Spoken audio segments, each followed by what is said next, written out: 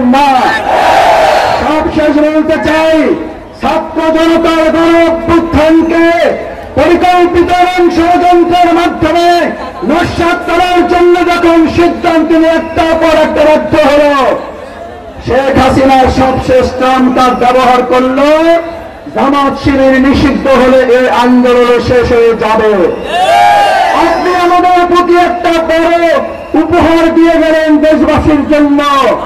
আপনি নিষেধ করে প্রমাণ করেছেন এই ছাত্র জনতার গণ-অভ্যুত্থানে বাংলাদেশ জামাত ইসলামী ছাত্র শিবিরকে আপনি নিষিদ্ধ করেছেন।